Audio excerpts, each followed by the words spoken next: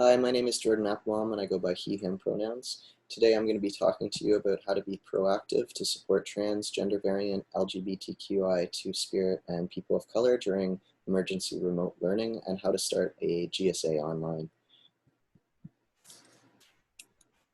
So in the spirit of truth and reconciliation, the Elementary Teachers Federation of Ontario acknowledges that we are gathered today on the customary traditional lands of the Indigenous peoples of this territory. And this is the human rights statement put out by EFTO. You can do land rights and use this with your students as well. So some protocols that you can go over with your students if you're using Zoom with them. They can use the raise hand feature. They can use the chat to type if they don't want to speak, or if you don't want them to interrupt you when you're speaking, or other people if they're speaking. You can ask them to put their pronouns and their preferred name. If you click on participants and then have them click on their own name, then they can rename themselves and just type in pronouns, type in preferred name. I always model that for them. Breakout rooms. There are breakout rooms if you want activities to be done with students in different rooms. You can send them to rooms at the bottom, and if you want to learn how to do that, there's YouTube videos on how to start your own breakout rooms in Zoom. There's different backgrounds, so they can download a trans flag and put it behind them. It's right next to the stop video button. There's a little hat, and if you just click on that, then there's a thing that says change background, and they can upload pictures onto that or choose the ones that are there. So if they want their own gender variant flag or trans flag or lesbian flag, whatever flag they want, they can put there or picture. So pronouns is really, you want to think about why it's important for cisgender folks, like people who are born a boy and feel like a man, or born a boy and feel like a boy, or born a girl and feel like a girl or a woman. Cisgender folks to introduce themselves using their pronouns and add their pronouns to their name at Zoom and at the end of emails. I've had some teachers say to me, oh, well, people know I'm a man, so why would I have to put my pronouns? Like, everyone already knows those are the pronouns I go by. But if you are not using your pronouns, you're not creating an inclusive environment. It's really important to create an inclusive environment with our students. You don't know if they haven't come out. Maybe they have a friend who's trans or gender variant. Maybe they have a parent or a relative who's trans, and it just helps them feel more comfortable and safer in that space, and shows them that you're aware of the term cisgender if you're using that with your students, and using the terminology folks, and using pronouns. So here, if your students don't know what pronouns are, this video is really good to show them. It's all about pronouns. So I'll let you watch this technology. My name is Jack. Nice to meet you. My name is Damian. Nice to meet you too. Hi there. My name is Aaron, and I use any pronouns. What's your name, and what pronouns do you use? Nice to meet you. My name is Jennifer. Pronouns? Yeah, what pronouns do you use? So pronouns are things that we use every day. Mostly we use he and she, but there are also gender neutral pronouns like they and them, and then a whole bunch of other ones. Sometimes people want to be identified as a different a pronoun, like different from how they look. Okay. When we meet for the first time and introduce ourselves, that's one of the things we should say. Like, hi, my name is Jennifer, and I go by pronouns like she or her and they or them. It's just respectful to ask before you say what pronoun you think they are. Okay. You just say, hi, what pronoun do you like going by? Do you kind of get it? Yeah. Do you have any questions about it? No. Cool. It's good to respect people's pronouns because you want to treat them you want to treat them with respect, since basically you want to treat them well, not bad. You get that? Nice to meet you. What's your name? My name is Henya, and I use she pronouns. So what are the pronouns? Pronouns are she, he, or they. Why do you think that it's important for me to use she and her pronouns when I talk to you? Because it's not nice to call someone a he when it's a girl or whenever it's a boy. Thank you for teaching me what pronouns are. Welcome. It's really important to not assume that you know what pronouns somebody goes by.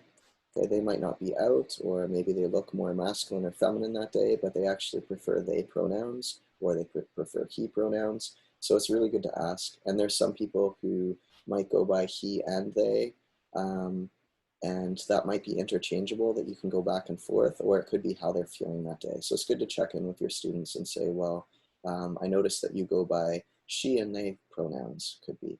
So, so how are you feeling today? Do you want me to use they with you today, or do you want me to use she? And if they say interchangeably, you can go back and forth. If they just want they for that day, then use they. So it might change depending on how they're feeling, or it might change depending on how safe they feel and who's around. So you can create up session goals or an agenda for your GSA and ask them what they want to learn about or what they want to talk about. I've created some goals for us today. How to create a safer space online, we'll be talking about. Games for online Zoom GSA meetings. Activities that you can do with your classes. Celebrating diversity and recognizing intersectionality. There's also a great video on intersectionality on my website that I'll show you later. How to have courageous conversations and using those as learning moments when there's discrimination that's happening. And all this content can help enhance or create a GSA once we return to face-to-face learning. So if you start one online, then you can bring that to your school and continue the activities you've been doing. So how to create safer spaces. So you can ask your students, what do you need in order to feel safe, and get them to type their ideas into the chat. And if they like an idea, they can write their name, the person's name that said the comment, an exclamation mark, a heart, a smile, or respond. And this way it's all done silently and you can see the chat. They know what they need in order to feel safe. Maybe they haven't thought about it before, but then when you bring that up, it gives them time to reflect. But they also know what their peers need, and you as a teacher knows, or an administrator knows, what your staff need. So some ground rules. So after they've said what they need in order to feel safe, I put some of these, and you can put these as well. You want to make sure that you're assuming positive intentions, recognize that everyone is at a different point when it comes to equity and social justice, be an active listener, respect everybody's right to privacy. So if somebody, a student has shared something, or a staff member has shared something, then that's their information. During that meeting, it's not for everybody. And it's their story to tell, not yours. And speak from your own perspective, not for a group. So as a trans guy, I can speak from my own perspective. I can't speak for the entire trans community because everyone's perspective is different, everyone's experiences are different, and they have different views and feelings. So I can speak from my own perspective. And please respect everybody's pronoun, their name, their identity. Okay, so these are good ground rules to have with students or staff if you're holding a GSA or a meeting of any kind where you're talking about equity. Okay, so this is my personal story. I created this animation for RT Collective, and it's basically, this helps you understand how policies that are even there to support and protect trans folks and the LGBTQ community are sometimes used against us. So this video demonstrates that, how that can happen sometimes, and also the importance of creating an inclusive environment so that people feel comfortable and they can be themselves and feel welcome and not excluded. Okay, so it goes through a couple scenarios that have happened. The closed captioning is on. There I go. Perfect.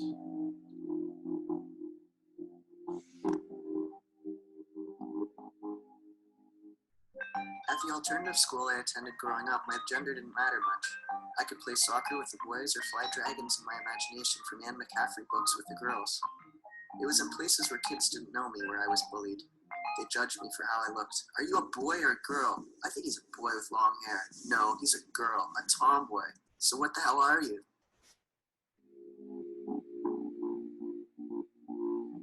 Then I started thinking, if time goes faster or slower depending on the speed and severity of an object, perhaps I could move faster vertically. If I could close my eyes and travel at the speed of light and stop time, I could travel 3 times before gender was an issue in society. Ani Bozu Tanzi Koi, Debbie Nishnaka, Sturgeon Falls Dunjiba, Weptigo, Nina Anishinaabe. I am from Ojibwe heritage. I speak in the utmost respect for my community members that are two-spirited. Prior to the arrival of the Europeans and colonization, our two-spirited people, Nizmani Duwag, were celebrated in our communities as they represented people of the stars. They understood the male and the female, and for this they played an important part in our community and still do today. Why does Katie Lang dress like that? Because she's a lesbian.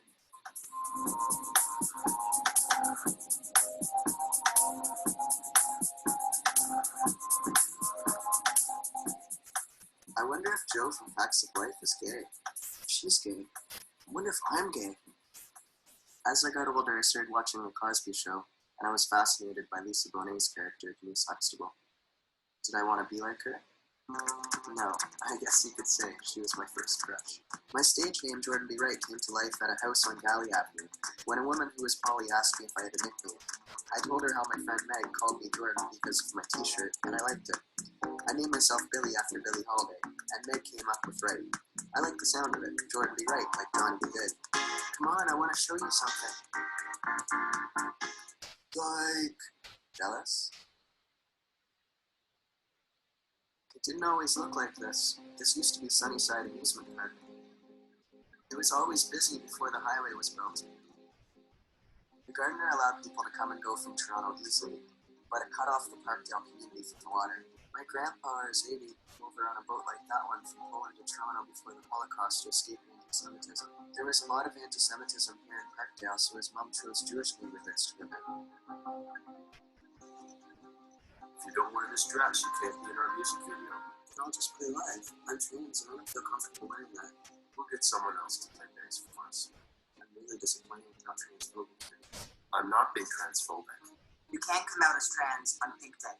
But I'm already out to half the school, and I made this film with the kids. We're pink, stand up against bullying. I'm from Africa. I'm from Ireland. I'm from Jamaica. I'm from Nova Scotia. I'm from everyone is young girl. So we different. Different cultures are awesome. You can show your film, but you can't come out as trans. My hands are tied. I don't understand. I've been teaching these kids for 4 years. They know me and accept me. It's not about you, it's about the kids. Then I'm going home. This is a human rights issue. I have the right to self-identify. I went home to fight my human rights case and get an alternative washroom for myself and my students at my school. It's like the one at the Gladstone, which is the oldest continuously operating hotel in Toronto, built in 1889 as a hostel across from the Parkdale Railroad Station, built in 1856. Sandra Robinson owned, operated, and rented the hotel with her 13 children. Renovations were made in 1913 by Victor G. Alley. People were placed into institutions for being disabled, trans, or gay. Aversion therapy was common practice at Cambridge. Around 1975, the Ontario government decided to release many long-term care mental illness patients into the community. Parkdale became known for poverty, crime, drugs, homelessness, and people living with mental illness. Christina Seidler took over the Gladstone in 2000 and restored the building from 2003 to 2005. It became a hub for the queer community where I played with many queer bands with musicians such as Tucker Finn and Jane Waynes. There were drag shows and queer dances. And it was just down the street from the Beaver. Construction, condos, gentrification in Parkdale, Toronto is becoming the city for the rich. Parkdale needs green spaces on top of buildings. David Suzuki says even if we stop polluting, it's going to continue to get worse due to the damage we've done. With no space, children won't go to school inside the buildings they live in. The future will be in electric flying cars to save the environment. Government needs to start listening to First Nations people, stop building pipelines, be more inclusive of two-spirit, non-binary, and trans folks, because after all, we are people of the stars. We can't go back.